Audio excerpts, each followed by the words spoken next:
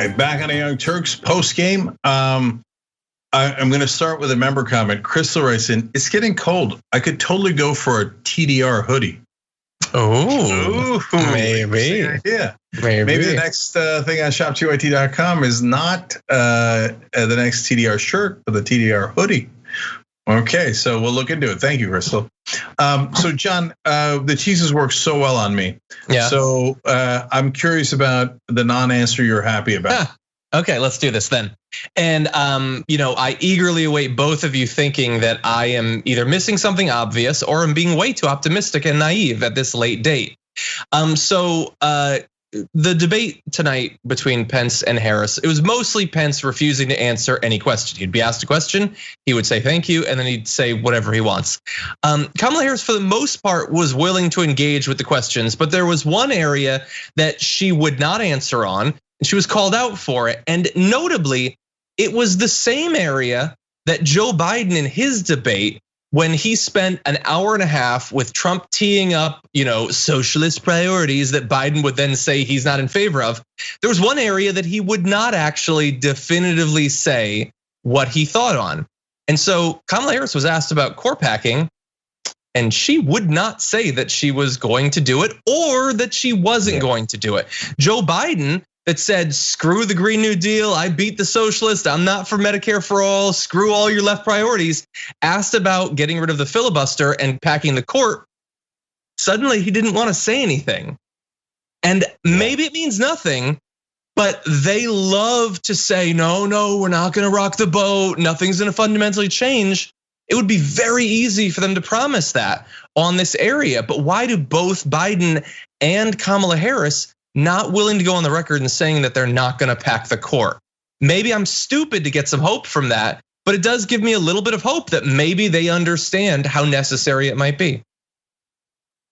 Yeah, I have to agree with you. I was thoroughly impressed with Joe Biden doing that last week with regard to the filibuster and Kamala Harris doing it, because you're right, they are so willing to throw, Cenk, like you're gonna discuss, throw leftists under the bus. So that is definitely something that I'm screaming from the far left, like pack the courts, get rid of the filibuster. So the fact that they skillfully got around that, one, it shows me they actually have some skill if they would ever use it. But then two, it does, I think, bode well that this is a fight that they actually might want to fight.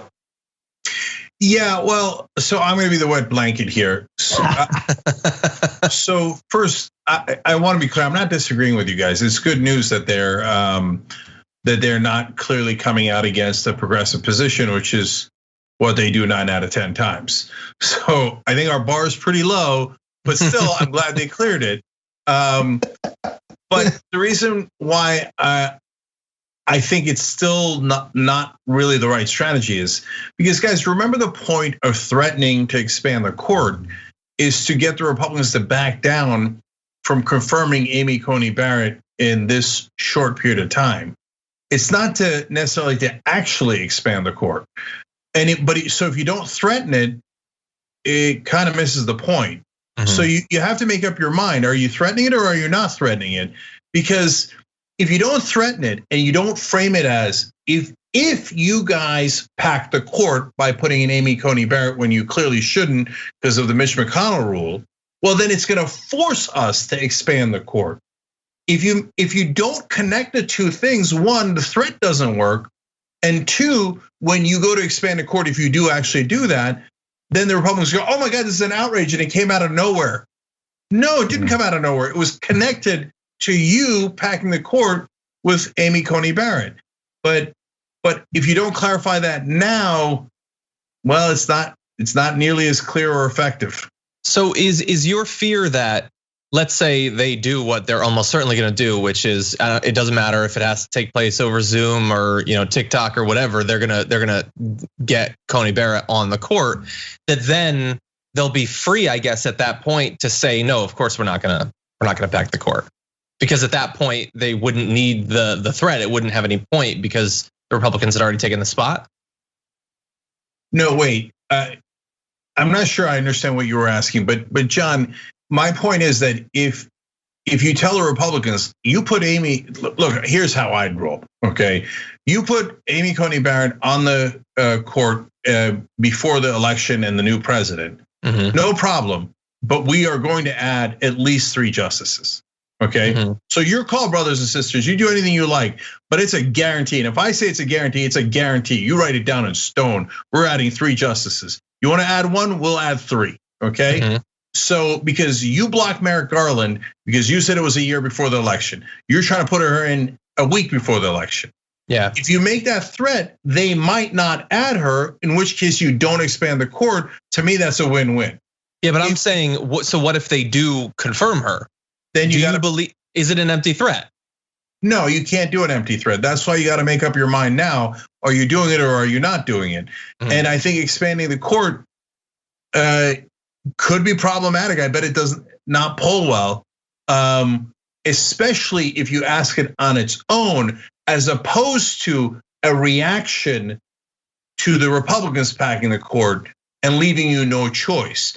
Basically, I would frame it as, I didn't expand the court, you did. I told you I was gonna expand the court if you did. And so I have to deliver on my promise to the American people. I told them before the election that I was gonna expand the court if you packed the court. So you did it, I have to do what I promised. I think one thing though is that they understand the nature of what the Republicans are going for, and that there's no threat that's going to stop them or intimidate them. They will run the country literally into oblivion to get the Supreme Court pick. So it's like trying to negotiate with a terrorist. So I think the Democrats might actually be trying to do some real politic here for a change, some power politics, which is, we know you're going to confirm her, and we're not going to take it on the chin in this election by actually saying we're going to pack the court. But you know we're going to pack the court as soon as this is over. Now, that is, in terms of the Democratic Party history, I feel like that's wishful thinking, and I feel like I shouldn't have even said that. But the only thing logical to me is seeing the fact that no matter what threat they make, Republicans are going to do what they have been salivating over for the last 40 years. And so we're just going to have to do what we have to do, and we're going to do it quietly before the election. But after we win, we're going to get it done. Yeah, and so I'll tell you something now about what's going to happen. We talked about what should happen. To the point that Ben was making, if the Republicans put Barrett on the court, will the Democrats expand the court? I have it at a 0% chance. So no way, they're gonna run into resistance. The first poll they're gonna show is that it's like 65-35. That's my best guess politically. And then once they see that, they won't do things that are 70% popular. Sometimes they'll surrender on issues where they have over 90% popularity on their side. You think they're gonna fight for something that's under 50%? And that's as controversial as packing the court? There's no chance that Democrats are gonna do that. The only way they would do it is if they had strong leadership that threatened it now and then was forced to deliver on that promise. Yeah. But there's no chance that's gonna happen. Okay, so look, I'll be shocked and I'll fall on the ground and I'll report from the ground that I was wrong, as I did earlier tonight, right? I didn't fall on the ground, but because it wasn't as dramatic. But I'm super happy to say I'm wrong if I'm wrong, but I won't be. There's no way they're going to expand the court, especially under these circumstances. Okay, so let's go to a fun video here. We have dramatic footage from the debate of what everyone is talking about. And maybe this is great news for the Democrats, because since they're up by about 10 to 15 points, this is exactly what you want America talking about after the VP debate, which is the fly that landed on Mike Pence's head and would not leave. Let's watch.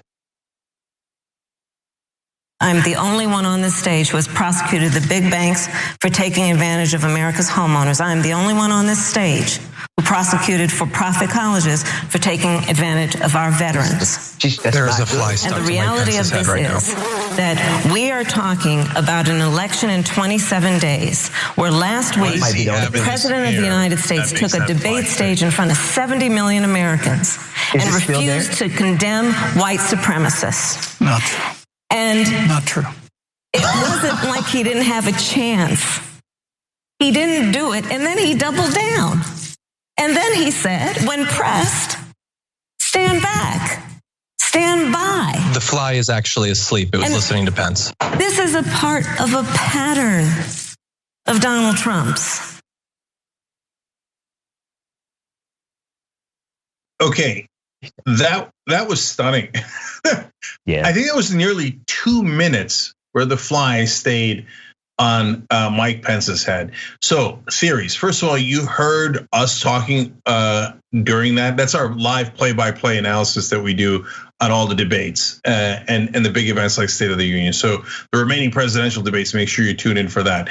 And John noticed the fly first. I don't know if you could hear it clearly in the tape, but while we were live, my theory was that there's something in Pence's hair that makes flies stick on it. And I think the fly was trying to get out of there, but it couldn't. He's like, what is this thing? What am I stuck on? So then if you notice, Mike Pence's eyes weirdly bloodshot too. Apparently, one of the theories is that's a symptom of coronavirus, but they say Mike Pence tested negative for the virus. On the other hand, that's what they said about Donald Trump in the last debate, and then it turns out he was positive. So who knows? And then another theory, of course, is that Mike Pence is already dead and he is risen as a zombie, and that is why the flies. By the way, like kidding aside, that is a literal theory that Alex Jones had about Hillary Clinton when a fly landed on. No, about Barack Obama. I remember now. We covered it on the show about Barack Obama when a fly landed on him for about 5% of the time that fly stayed on Mike Pence's head. So if Alex Jones sees this, he's going to for sure say that Pence is a zombie. I'm just grateful that the elements are turning in our favor for once, because for the longest, coronavirus was really only infecting and taking out really good people. And I don't wish it on anybody, but I didn't feel anything at all when I heard about Stephen Miller. And this fly landing on Mike Pence might be actually the thing that saves democracy, because everybody's going to be focusing on that and nothing else. So this is a win. This is a win from the universe. Yeah. I was trying to think, is this better, worse, more embarrassing, less embarrassing than the time that Ted Cruz debated with some weird white ball of material of some kind on his face? It wasn't clear where it came from. It is clear where it ended up going, which was the worst moment of all of that. It went back inside of him. I think it came out of him, but it definitely went back inside of him. John, this is not what you want to be remembered for. I apologize, Ben. Hopefully you're not about to eat. I just got through eating before this, so thank you. Yeah. So, John, quick correction though, that was not the most embarrassing moment for Ted Cruz. The most embarrassing moment was when he was dialing for Donald Trump to get out the vote after Donald Trump called his wife ugly and his dad a murderer. That's probably is much worse than anything in his nose. And look, of course, this is trivial stuff. I don't want anybody to think that we actually care about the fly on his head. We're having fun with it, so let me keep going. The bloodshot eye. Oh man! Another thing that can happen is if you smoke too much weed, you can get bloodshot eyes, and I'm going to rank that theory as less likely than Mike Pence being a zombie. Could you imagine Pence backstage? Hold on, dude. I'd have so much more respect for him. I would like, this guy really recognizes the game. If he can get off that level of calm and sadistic lies while being completely stoned, he's a master. Yeah. Maybe that's why the fly was just chilling there. Like, this dude is zen, man. This guy's got to figure it out. I'm gonna hang out here for a while. And final theory, obviously, for anyone who has watched the movie Fly, is that Mike Pence is turning into a fly. It'd be an improvement. Yeah, and flies have many eyes. I'm not saying anything. I see a transformation of an eye from Mike Pence. Okay, here's my pregnancy from Baby Center. Welcome to my pregnancy from Baby Center. Tell us your due date. I'm hoping that that's not audible, but we'll see. That was audible. Alexa was going crazy over there. Anyway, speaking of awkward moments, is there a bug on me? Oh my God! Don't make me do the old Tracy Morgan line. All right. All right. Let's keep going. Now let's go to a less important clip about climate change.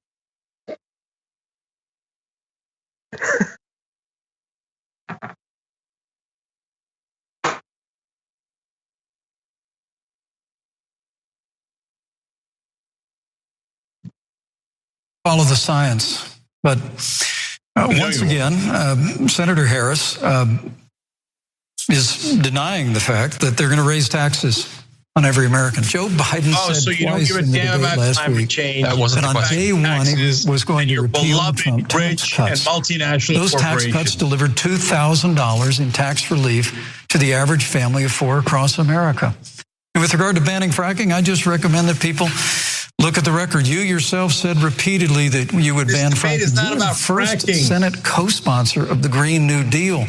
And while Joe Biden denied the Green New Deal, Susan, thank you for pointing out the Green New Deal is on their campaign website. And as USA Today said, it's essentially the same plan as you co-sponsored with AOC when she submitted it in the Senate. And you just heard the senator say that she's going to resubmit America to the Paris Climate Accord. Look, stop being the American people have always cherished our environment. We'll continue to cherish it. We've made great progress reducing CO2 emissions through American innovation and the development of natural gas through fracking. We don't need a massive $2 trillion Green New Deal that would impose all new mandates on American businesses and American families. Thank you. Joe Biden wants us to retrofit 4 million American business buildings. It makes no sense. It will cost jobs. President Trump is going to put America first. He's going to put jobs first, and we're going to take care of our environment and follow the science. Thank you. Yeah, the reason why you can see I get frustrated in the play-by-play, then that was probably the most I talked during the debate on any one answer, is because they let him off the hook, both moderator and Kamala Harris. She asked about climate change. He never answered whether climate change is real and man-made and if they're going to do anything about it. He went back to talking about, when he eventually got back on topic, about how awesome fracking is, which means, no, we're not going to do a damn thing about climate change. One thing I would have done differently, I would have pointed out every time he didn't answer a question, and I would have predicted. Yes. I would have preempted him and say he's not going to answer. Watch. Right, I would have teased him the entire night like that, because that's where my greatest frustration came from. His ability to not answer anything, but then he had the unmitigated gall to come back and demand that she answer something. That would have been a fabulous technique for her to do, to show everybody every single time that he refused to answer anything. Yeah, totally. I tweeted something to the effect of, they'll never do it. They'll never do it, but if I ask you a specific question, and that was among the most specific questions of the debate, is climate change an existential threat to the human species? And he said, well, we're gonna follow the science, but let me say, and then he started talking about something else. So no, you're not gonna answer the question. You're not gonna say yes or no, or even let's say it's an unfair yes or no. It's not, but let's say it's an unfair yes or no. You're not gonna give an answer that explains why it's a combination of the two things or anything like that. You're gonna be evasive and go talk about something else, then stop them. They don't get 2 minutes for whatever, they get 2 minutes to answer that question. And if 5 or 10 seconds in, they've made very clear to everyone watching that they're not gonna answer the question, that's not their 2 minutes, that's our 2 minutes, okay? That's our time, I don't care about them. But unfortunately, the moderator just let it keep going.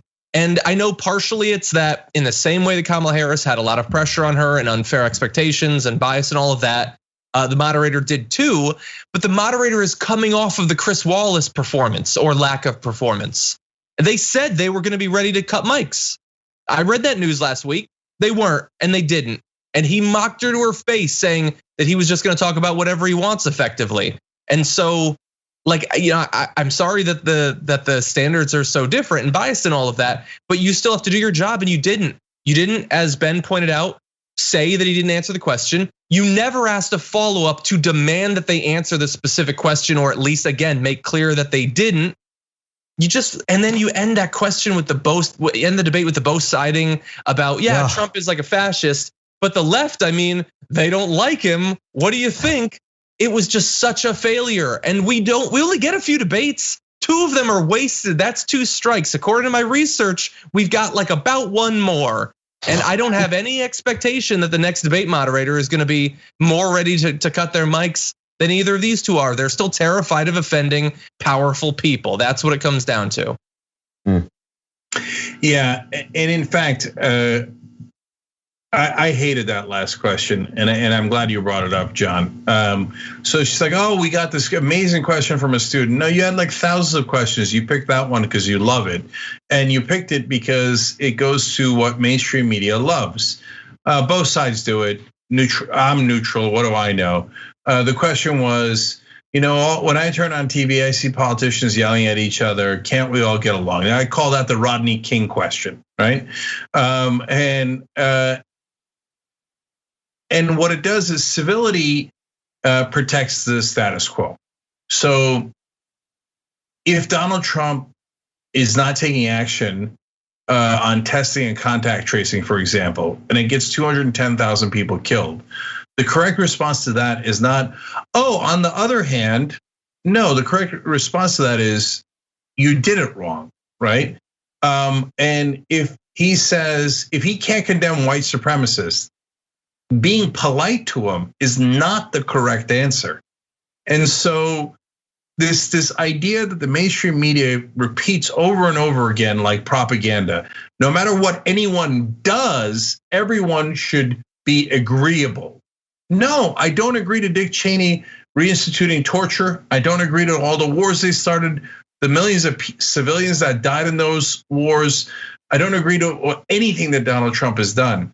And forced civility and agreement is harmful, especially when one party takes forceful action that is so harmful to the average American, and the other party does not.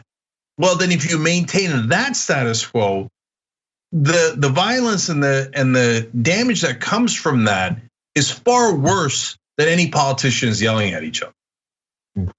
At the risk of sounding like I'm mansplaining something, I'm going to tread it extremely carefully here because I don't want to come off that way. But when you give into civility, you also give into the mindset of those 9 men on Frank Luntz's panel that looked at Kamala and said, despite her being measured, civil, had decorum, everything, they still saw her as abrasive. And so for the moderator to facilitate civility as it's defined by this country really is exacerbating that phenomenon. And what she should have done was put that man in check. What she should have done was done her job, regardless of what anybody thought about civility, norms, decorum, because he was ignoring norms and decorum. And the reason I say it like that is because no matter how good you do, no matter how civil you are, no matter how kind you are, powerful people will manipulate that to maintain power. That's why they looked at Kamala as being abrasive when she was obviously civil. Yeah, totally agree. I think we have time for one last topic, and that's the one that I promised. So the one thing that both Trump and Pence did well in debates is they got Biden and Kamala Harris to denounce every progressive position as forcefully as they could. So are you in favor of the Green New Deal? No, hell no, no way. No, hey, but it's kind of related to the one on your website. No way, we hate the Green New Deal. How about police reform that's effective, like defund the police? Now that one, I know they're not gonna come anywhere near, but Biden goes over the top in the first debate, and instead of just saying, no, that's not my policy is police reform, which is a totally fine answer. His answer was, I'm gonna give more money to the police, more and more money to the police. And tonight again, Kamala Harris during the debates in Democratic primaries where she was trying to prove herself a progressive, was talking about how, no, I was totally for criminal justice reform. Now she switched back tonight to, oh my God, I was so tough as a prosecutor and I was tough on crime. Pence went to the left of her and said she was too tough on African Americans during her reign, which actually is true. It was too harsh. And then on fracking, I mean, how many times does Kamala Harris swear on the Bible that they were going to frack the hell out of this country? So, you know, and then in the first debate, Biden said, "Oh, I beat the socialists. I beat Bernie." Now Bernie's out there busting his ass, and so are progressives to try to get Joe Biden elected. And in my opinion, Biden and Harris fall into the Republican trap of insulting their own base, where Donald Trump is so in love with his base, he can't make up his mind about white supremacists.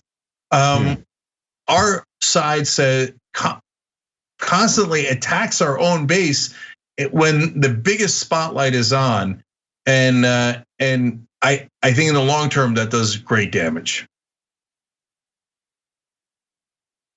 Yeah, I'll jump in there. What they're not calculating for is the calculus that the left is making, right? It takes a lot for me to just say I'm going to support Joe Biden in the first place, but we know the stakes, we know the odds. I know the game that Donald Trump is trying to do. He's trying to help to force the Democrats to shed the left when it comes to election day. But there's enough of us who have already decided we understand an existential threat. We've done a threat assessment and we're not sacrificing our values. We're making a judgment call. We're gonna vote for Joe Biden and we're gonna give Joe Biden hell. We would rather fight against a neoliberal than a neo-fascist. Yeah, I totally agree. But when you keep telling the American people, I agree with Trump and Pence, that Green New Deal is no good. Police reform should be very mild, if any. Fracking is wonderful. Well, then you shouldn't be surprised we don't get any progressive priorities, because you just got every political party to agree to the same thing, which is a conservative position. Then what was the point of you winning? So now in this case, it's much more complicated than that. And yes, they are neo-fascists, and the point of you winning is to make sure we have another election. But so I can answer my own question. But again, there's no way in the world that doesn't do tremendous damage to what should be Democratic goals in the long run. Yeah, and some of I mean, they talked. I think you pointed out earlier in our footage, in our coverage, they talked about fracking for, I don't know, 30 minutes of the debate, I feel like, because Mike Pence just kept returning to it because he considered it to be a good position. And we really ended up getting like the worst of both worlds, that we kept being assured by our VP pick that they're not gonna ban fracking. Even though obviously if you're listening to the science, we have to do that, bare minimum, we have to do that if we're gonna meet the targets that we have. And it's not even unpopular. Like depending on what poll you look at, there was a Pennsylvania poll this year where it was 48-52 in favor of banning it, totally banning it in Pennsylvania.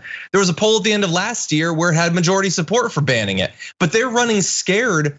Like she was more scared of someone thinking that they're going to ban fracking than Pence was of admitting that he wants to outlaw abortion across the entirety of the country, even though every single poll for literally decades shows that the American public don't support that. So Republicans never have to actually defend their unpopular positions, and Democrats choose to not even like try to defend something that's arguably popular already and certainly would benefit from you spending a day or two making the case. Like the Green New Deal is popular despite the fact that you almost never hear an explanation of what it actually was. It was talked about constantly at the debate, but nobody said what it actually includes.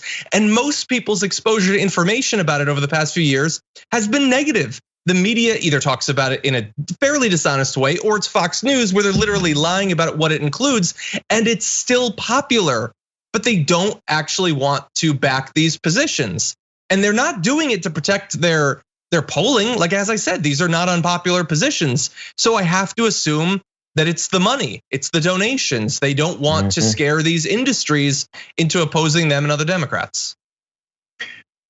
Totally agreed. All right, we're out of time, guys. Make sure you check out the damage report tomorrow morning. Check out the Benjamin Dixon show, and Anna and I will be on the show tomorrow at 6 o'clock. And Drive Anna crazy and watch my interview with Rick Wilson, co-founder of the Lincoln Project, which airs at 5:30 p.m. Eastern tomorrow on tyt.com/live. It's actually a really interesting interview, if I might say so myself. I was a little surprised by his answers, so that's why I want you guys to check it out. All right, much love. Thank you, Ben. Thank you, John, and Asher and Brandon behind the scenes who helped put this together. Thank you, guys. Have a great night. Thanks for listening to the full episode of The Young Turks. Support our work, listen ad-free, access members-only bonus content, and more by subscribing to Apple Podcasts at apple.co/TYT. I'm your host, Cenk Uygur, and I'll see you soon.